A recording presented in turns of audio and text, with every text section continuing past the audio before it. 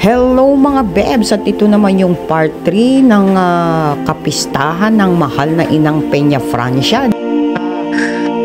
Cathedral, yung pangalawang simbahan niya sa Naga, kung saan dito ginaganap ang pasukob at ang pahalik.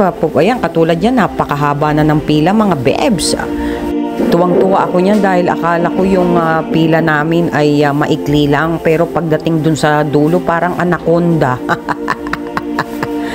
Time check, 5 o'clock yan ng hapon, at nag-announce na magkakaroon ng pasukob at prosesyon, kaya naman inantay na lang namin mga bebs.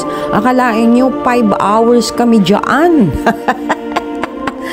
Pero worth it mga bebs. So nakikita nyo yung pilang yan ay papunta doon sa pahalik sa patron kay mahal na inang Peña Francia. Taon-taon namin ginagawa yan dahil marami na rin mga patutuo sa akin si mahal na inang Peña Francia, at yan ang turo sa akin ng aking biyanan. Siya ang naghikayat sa amin dyan.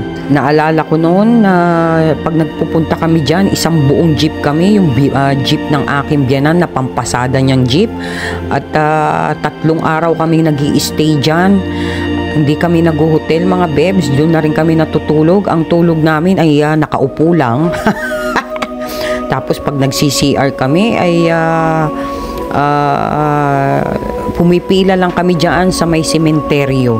At yan nga, nagsimula na ang prosesyon mga bebs. Kita mo naman, dagsa-dagsang tao ang pumupunta dyan. Bakit? Yan ay dahil sa mga milagrong ipinaramdam at pinadama at ipinakita ng mahal na inang Peña Francia.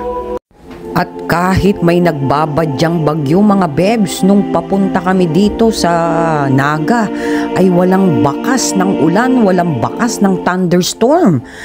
Ang aliwalas ng paligid.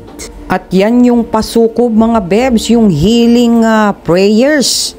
Halos yung ibang nagpupunta rito ay mga naka-wheelchair, mga na-stroke, at talaga namang pinipilahan nila yan. Dahil pagdating namin sa hotel, nagpahinga lang kami ng konti at dumiretso na kami dito sa Manila Cathedral mga bebs.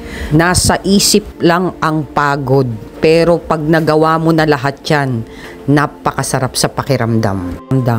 So yun lang mga bebs, at sumainyo ang biyaya ng Diyos. Good vibes! Mwah!